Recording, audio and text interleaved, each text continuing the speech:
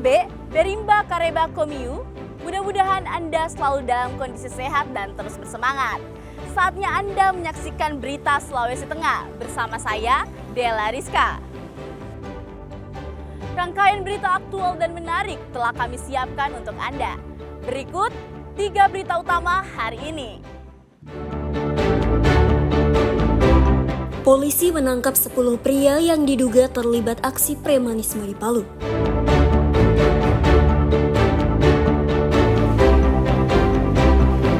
Seorang warga Desa Tang, Kabupaten Buol, tewas terseret arus banjir.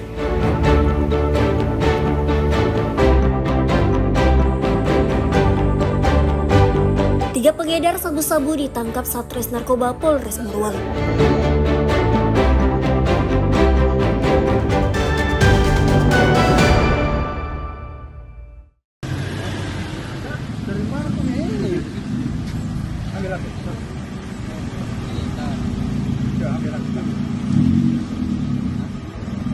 Aksi premanisme kembali marak dan meresahkan masyarakat Kota Palu akhir-akhir ini.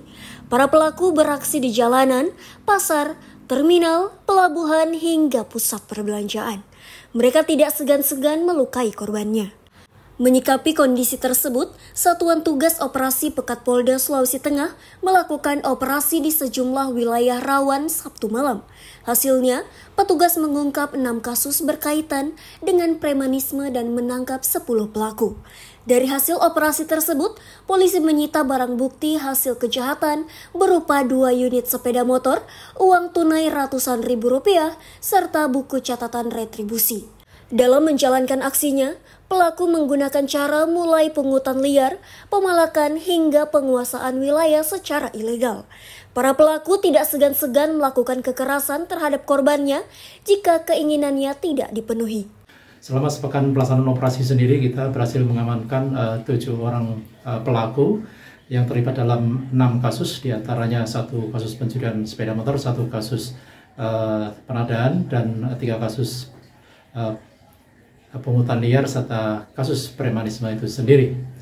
Operasi ini digelar dalam rangka menjaga situasi Kamtipmas agar tetap kondusif serta iklim investasi di wilayah Provinsi Sulawesi Tengah agar dapat berkelanjutan. Seluruh tersangka dan barang bukti kini ditahan di Mapolda Sulawesi Tengah untuk penyelidikan lebih lanjut. Atas perbuatannya, mereka dijerat pasal 368 KUHP dengan ancaman hukuman 9 tahun penjara. Syamsuddin Tobone melaporkan dari Palu.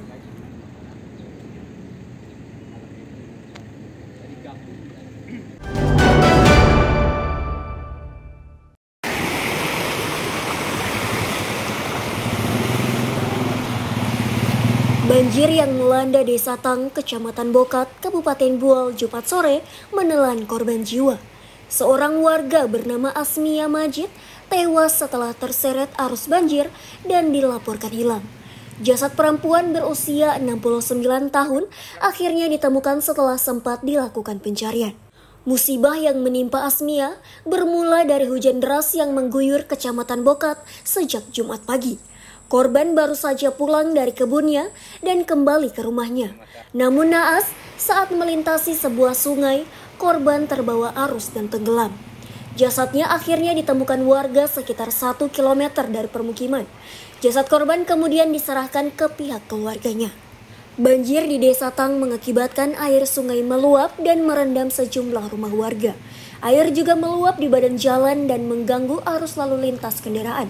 Meskipun air masuk ke dalam rumah, namun sejumlah warga memilih tetap bertahan dan tidak mengungsi. Tidak semua menyeberang, tiba-tiba dia menyeberang langsung seret arus. Nah, begitu berjalan tuh, nah baru dia tahan lagi, dia ketemu di jalan, dia berputar, dia tahan, ketemu dia itu nenek, dia tahan. Kalau dia tidak bisa ditahan, dia lepas. Nah, dari situ sudah tidak ada apa. Nanti sesudah air sudah surut, baru warga dapat. Hingga Sabtu sore, banjir sudah surut di Desa Tang. Warga mulai sibuk membersihkan lumpur dan material yang masuk ke dalam rumah maupun halaman rumah. Namun warga tetap waspada akan terjadinya banjir susulan. Muhammad Syamanto, melaporkan dari Buol.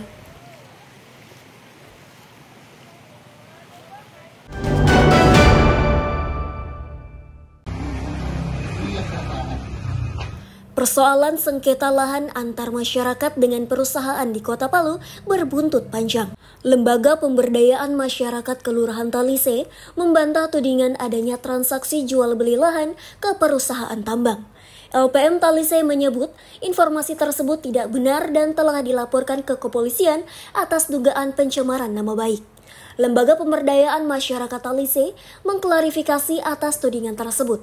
Pihak LPM Talise menyayangkan adanya tudingan tersebut dan membantah tak pernah melakukan transaksi jual beli seperti yang ditudingkan. Mereka pun mengaku telah membuat laporan polisi atas dugaan pencemaran nama baik. Tidak ada transaksi jual beli yang dilakukan LPM bersama CPN. Kami wajib untuk memberikan keseimbangan berita kepada masyarakat umum Kota Palu, khususnya warga Kelurahan Talise, bahwa itu tidak benar. Kami sudah melakukan langkah-langkah upaya hukum. Beberapa waktu lalu, sekelompok warga yang menamakan diri Masyarakat Kelurahan Talise mendatangi kantor DPRD Sulteng. Mereka melaporkan dugaan adanya aktivitas jual beli lahan masyarakat yang melibatkan Lembaga Pemberdayaan Masyarakat Talise dan perusahaan Citra Palu Mineral. Dalam RDP bersama Komisi 1 DPRD Sulteng tersebut, mereka juga menyebut adanya keterlibatan kuasa hukum perusahaan PT Sinar Putra Murni dalam menjual lokasi yang disebut wilayah Laranggarui ke PT CPM. Menurut Ridwan Limono yang merupakan kuasa hukum PT SPM, menyebut tudingan tersebut tidak benar. Jadi terkait masalah jual beli itu kami tidak tahu. Yang dituduhkan oleh ISNA itu sangat keliru.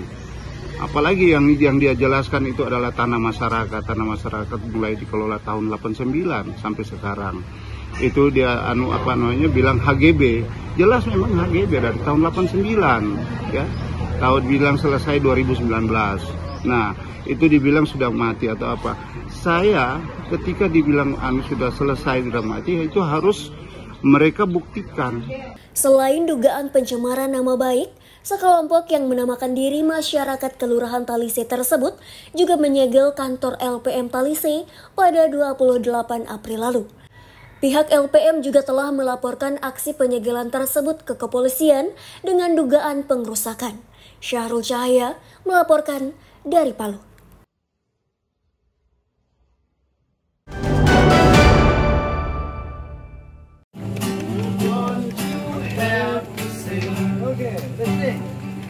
Tragedi tewasnya Marsina, buruh pabrik arloji di Porong, Sidoarjo tahun 1993 hingga kini masih dikenang.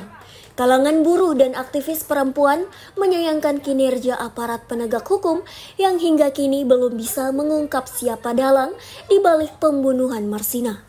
Memperingati 32 tahun kepergian Marsina, puluhan perempuan yang tergabung dalam Perempuan Mahardika Palu menggelar aksi solidaritas di Jalan Yojokodi, Jumat malam. Aksi tersebut berupa teatrikal, baca puisi, orasi, serta nyanyian dari sejumlah perwakilan organisasi perempuan. Namun sebelumnya, kegiatan tersebut dibuka dengan pemutaran film dokumenter Marsina. Meski jasad Marsina telah tiada, namun semangat perjuangannya diyakini tetap menyala dan menginspirasi banyak orang untuk melawan ketidakadilan. Aktivis perempuan menyatakan kegiatan yang digelar tersebut sebagai refleksi atas ketidakadilan yang dialami Marsina yang tewas secara mengenaskan 32 tahun silam. Marsina tidak menuntut gelar pahlawan, namun keadilan yang hingga kini belum ditegakkan.